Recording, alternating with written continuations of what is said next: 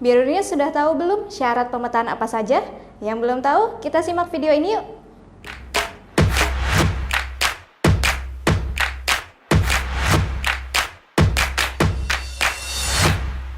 Halo Biruniers, berjumpa lagi dengan Kak Fajar di program BCL Biruni Combo Learning. Nah, sekarang kita belajar tentang syarat-syarat pemetaan ya. Apa saja syaratnya? Hanya ada dua ya. Yang pertama, setiap anggota domain harus dipetakan. Nah, kalau harus dipetakan berarti dia punya pasangan ya. Punya pasangan. Nah, ini kita bisa mengingatnya dengan FB ini ya, formula Biruni ini. Jadi, kita ingat ya, Dodo tidak jomblo. Nah, Dodo ini maksudnya apa? Dodo maksudnya domain ya. Jadi yang harus punya pasangan atau tidak jomblo itu adalah domainnya, anggota dari domain. Nah, seperti contoh yang ini, kita coba lihat yang pertama, arah pemetaannya dari A ke B. Nah, maka domainnya yang mana? Domain kan daerah asal ya. Nah, asal tanda panahnya dari himpunan A.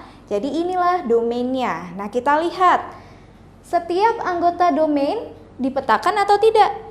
Kita lihat anggota domainnya A, B, dan C. Nah, di sini ada Ada pasangannya ya, ada tanda panahnya, berarti dia terpasangkan atau dipetakan. Nah, berarti ini tidak jomblo ya, domainnya berarti fungsi ya. Oke. Kemudian yang kedua, kita coba lihat diagram panah yang ini. Masih sama, arahnya dari A ke B, maka domainnya adalah himpunan A.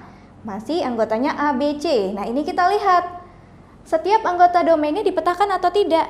Atau dodonya jomblo atau enggak nih? Ya, dodonya ada yang jomblo enggak? Oh, ternyata ada ya. Nih, ada.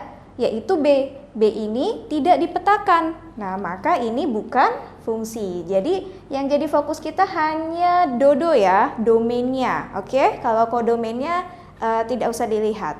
Nah, sekarang syarat yang kedua.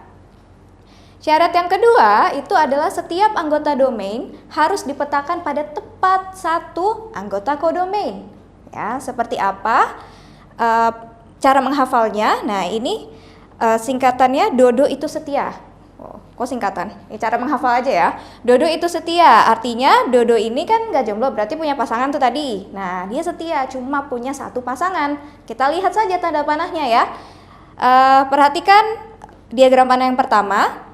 Arah pemetaannya dari A ke B, berarti domainnya himpunan A. Nah, di sini kita lihat anggota himpunan A, setiap anggotanya itu punya satu pasangan atau lebih dari satu pasangan. Kita lihat ini A cuma punya satu tanda panah kan? Kemudian B cuma punya satu tanda panah, C juga punya satu tanda panah. Artinya masing-masing mereka dipetakan pada tepat satu kodomain, ya. Berarti ini fungsi ya, atau pemetaan. Kemudian diagram panah yang kedua, arah pemetaannya dari A ke B, berarti domainnya masih himpunan A nih, A, B, C. Nah, kita lihat apakah setiap anggota himpunan A memiliki satu pasangan atau lebih dari satu.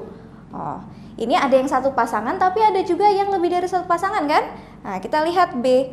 B ini punya dua pasangan. Nah, artinya dia terpetakan dua kali. Berarti domainnya ada yang tidak setia ya, ada yang memiliki lebih dari satu pasangan, padahal harusnya tepat satu pasangan, seperti itu ya. Berarti ini kesimpulannya bukan fungsi atau bukan pemetaan. Oke, mudah ya Biruniers. Jadi fungsi itu atau pemetaan itu tidak jomblo, artinya harus punya pasangan dan harus setia, pasangannya hanya tepat satu. Sekian tentang syarat pemetaan. Nah, berikutnya akan Kak Fajar jelaskan tentang banyaknya pemetaan, tapi di video selanjutnya.